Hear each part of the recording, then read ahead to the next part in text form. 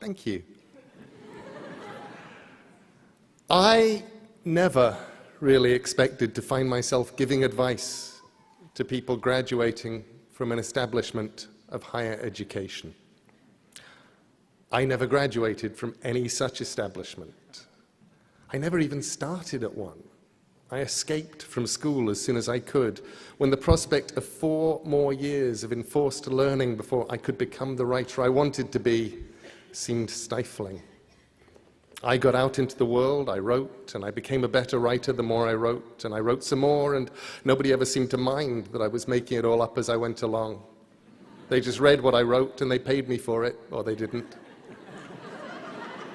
And often they commissioned me to write something else for them, which has left me with a healthy respect and fondness for higher education that those of my friends and family who attended universities were cured of long ago.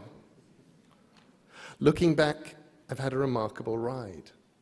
I'm not sure I can call it a career, because a career implies that I had some kind of career plan, and I never did.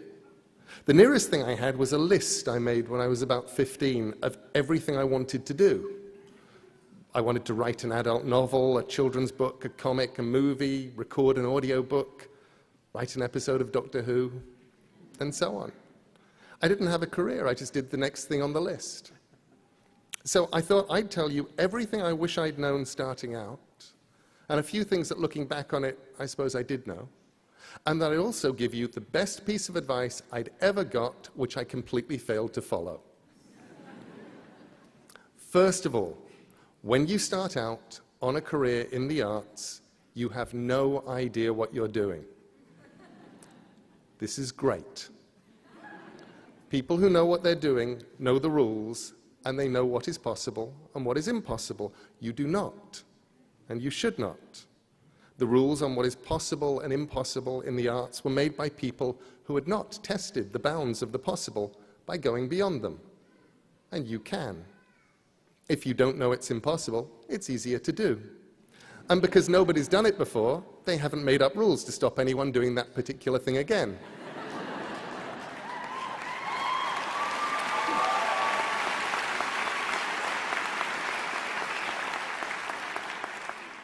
Secondly, if you have an idea of what you want to make, what you were put here to do, then just go and do that. And that's much harder than it sounds, and sometimes in the end so much easier than you might imagine. Because normally there are things you have to do before you can get to the place you want to be. I wanted to write comics and novels and stories and films, so I became a journalist, because journalists are allowed to ask questions and to simply go and find out how the world works. And besides, to do those things, I needed to write, and to write well. And I was being paid to learn how to write economically, crisply, sometimes under adverse conditions, and on deadline. Sometimes the way to do what you hope to do will be clear-cut, and sometimes it'll be almost impossible to decide whether or not you're doing the correct thing, because you'll have to balance your goals and hopes with feeding yourself, paying debts, finding work, settling for what you can get. Something that worked for me was imagining that where I wanted to be, which was an author, primarily of fiction, making good books, making good comics, making good drama, and supporting myself through my words. Imagining that was a mountain, a distant mountain, my goal. And I knew that as long as I kept walking towards the mountain, I'd be all right. And when I truly was not sure what to do, I could stop and think about whether it was taking me towards or away from the mountain. I said no to editorial jobs on magazines, proper jobs that would have paid proper money, because I knew that, attractive though they were, for me, they would have been walking away from the mountain. And if those job offers had come earlier, I might have taken them, because they still would have been closer to the mountain than I was at that time. I learned to write by writing.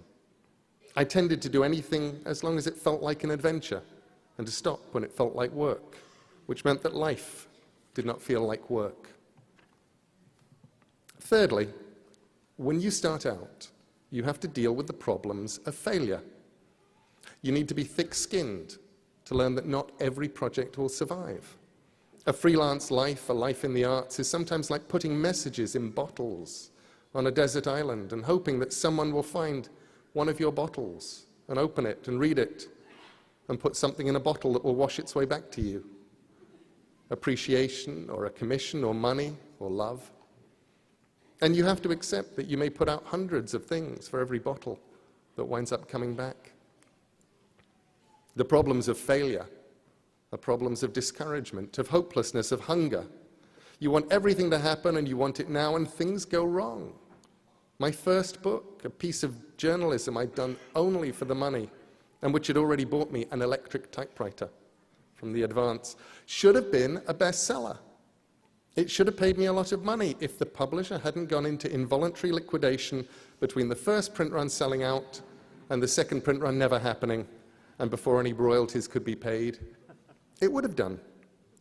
And I shrugged, and I still had my electric typewriter and enough money to pay the rent for a couple of months, and I decided that I'd do my best in future not to write books just for the money. If you didn't get the money, then you didn't have anything. And if I did work I was proud of, and I didn't get the money, at least I'd have the work. Every now and then, I forget that rule. And whenever I do, the universe kicks me hard and reminds me. I don't know that it's an issue for anybody but me, but it's true that nothing I did, where the only reason for doing it was the money, was ever worth it, except as bitter experience. Usually I didn't wind up getting the money either. The things I did because I was excited and wanted to see them exist in reality have never let me down, and I've never regretted the time I spent on any of them. The problems of failure are hard. The problems of success can be harder because nobody warns you about them. The first problem of any kind of even limited success is the unshakable conviction that you're getting away with something, and that any moment now they will discover you.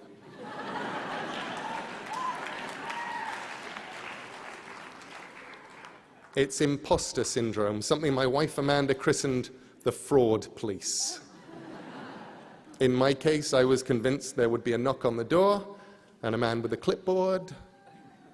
I don't know why he had a clipboard, but in my head, he always had a clipboard, would be there to tell me it was all over and they'd caught up with me, and now I would have to go and get a real job, one that didn't consist of making things up and writing them down and reading books I wanted to read, and then I would go away quietly and get the kind of job where I would have to get up early in the morning and wear a tie and not make things up anymore. The problems of success, they're real. And with luck, you'll experience them. The point where you stop saying yes to everything because now the bottles you threw in the ocean are all coming back and you have to learn to say no. I watched my peers and my friends and the ones who were older than me, and I'd watch how miserable some of them were. I'd listen to them telling me they couldn't envisage a world where they did what they've always wanted to do anymore, because now they had to earn a certain amount every month just to keep where they were. They couldn't go and do the things that mattered and that they'd really wanted to do, and that seemed as big a tragedy as any problem of failure. And after that, the biggest problem of success is that the world conspires to stop you doing the thing that you do because you're successful. There was a day when I looked up and realized that I had become someone who professionally replied to email and who wrote as a hobby. I started answering fewer emails and was relieved to find I was writing much more.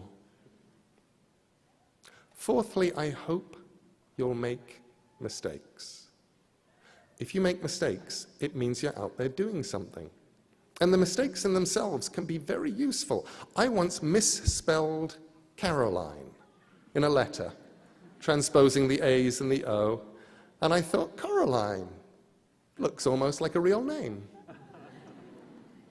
Remember, whatever discipline you're in, whether you're a musician or a photographer, a fine artist or a cartoonist, a writer, a dancer, a singer, a designer, whatever you do, you have one thing that's unique. You have the ability to make art. And for me, And for so many of the people I've known, that's been a lifesaver. The ultimate lifesaver. It gets you through good times and it gets you through the other ones. Sometimes life is hard. Things go wrong in life and in love and in business and in friendship and in health and in all the other ways that life can go wrong. And when things get tough, this is what you should do. Make good art. I'm serious. Husband runs off with a politician, make good art.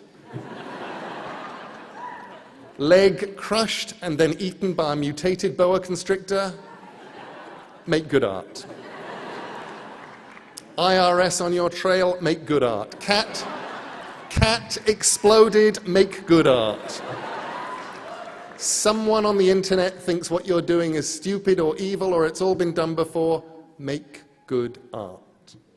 Probably things will work out somehow, and eventually time will take the sting away, and that doesn't even matter. Do what only you can do best. Make good art. Make it on the bad days, and make it on the good days too. And fifthly, while you're at it, make your art. Do the stuff that only you can do. The urge starting out is to copy, and that's not a bad thing. Most of us only find our own voices after we've sounded like a lot of other people. But the one thing that you have that nobody else has is you. Your voice, your mind, your story, your vision. So write and draw and build and play and dance and live as only you can. The moment that you feel that just possibly you're walking down the street naked, exposing too much of your heart and your mind and what exists on the inside, showing too much of yourself, that's the moment you may be starting to get it right. The things I've done that worked the best were the things I was the least certain about. The stories where I was sure they'd either work or more likely be the kind of embarrassing failures that people would gather together and discuss until the end of time. They always had that in common. Looking back at them, people explain why they were inevitable successes, and when I was doing them, I had no idea.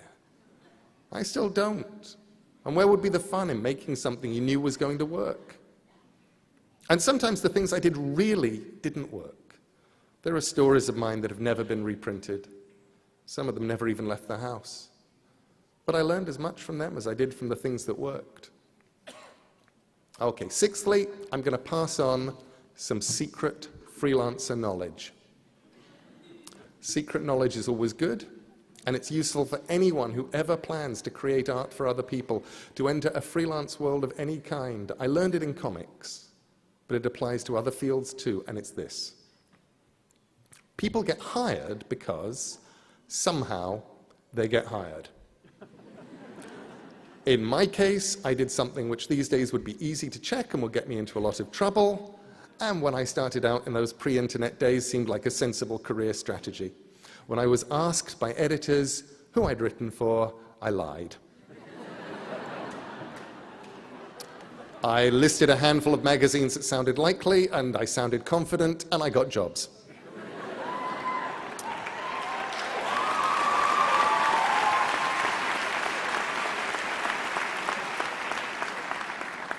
I then made it a point of honor to have written something for each of the magazines I'd listed to get that first job. So that I hadn't actually lied, I'd just been chronologically challenged. But you get work however you get work. But people keep working in a freelance world. And more of today's world is freelance. Because their work is good. And because they're easy to get along with. And because they deliver the work on time. And you don't even need all three. 2 out of 3 is fine. People will tolerate how unpleasant you are if your work is good and you deliver it on time. People will forgive the lateness of your work if it's good and they like you. And you don't have to be as good as everyone else if you're on time, and it's always a pleasure to hear from you.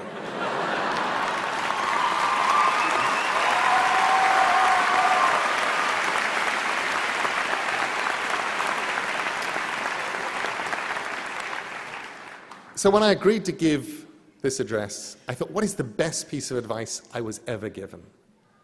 And I realized that it was actually a piece of advice that I had failed to follow. And it came from Stephen King. It was 20 years ago, at the height of the success, the initial success of Sandman, the comic I was writing. Thank you. I was writing a comic people loved, and they were taking it seriously. And Stephen King liked Sandman, and my novel with Terry Pratchett, Good Omens, and he saw the madness that was going on, the long signing lines, all of that stuff. And his advice to me was this. He said, this is really great. You should enjoy it. And I didn't. Best advice I ever got that I ignored. Instead, I worried about it. I worried about the next deadline, the next idea, the next story. There wasn't a moment for the next 14 or 15 years that I wasn't writing something in my head or wondering about it. And I didn't stop and look around and go, this is really fun. I wish I'd enjoyed it more. It's been an amazing ride, but there were parts of the ride I missed because I was too worried about things going wrong, about what came next, to enjoy the bit that I was on. That was the hardest lesson for me, I think, to let go and enjoy the ride, because the ride takes you to some remarkable and unexpected places. And here on this platform today, for me, is one of those places. And I am enjoying myself immensely.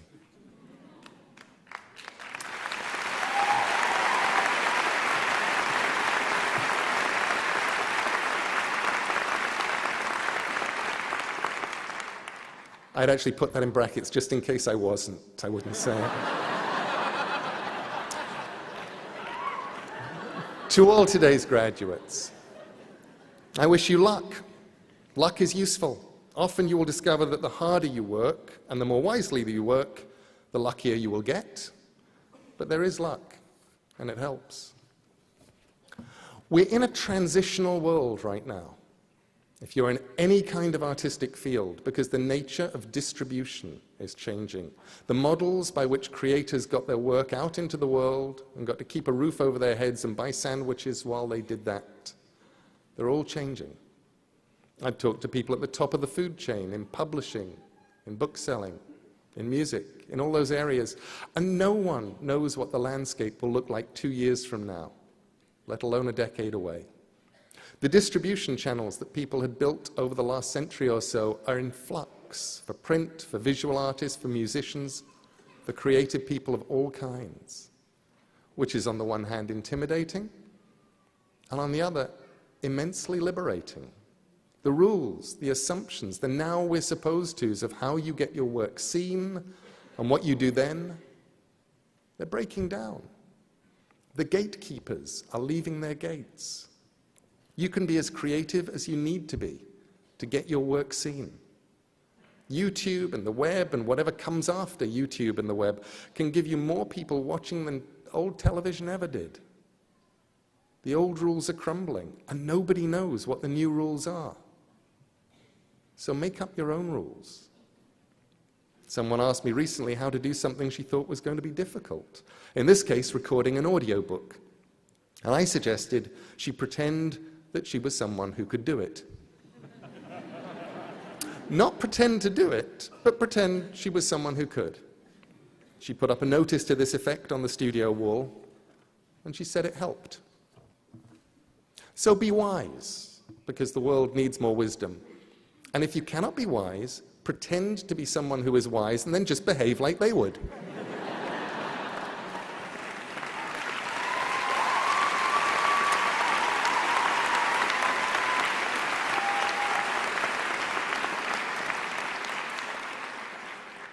And now go and make interesting mistakes, make amazing mistakes, make glorious and fantastic mistakes, break rules, leave the world more interesting for your being here. Make good art. Thank you.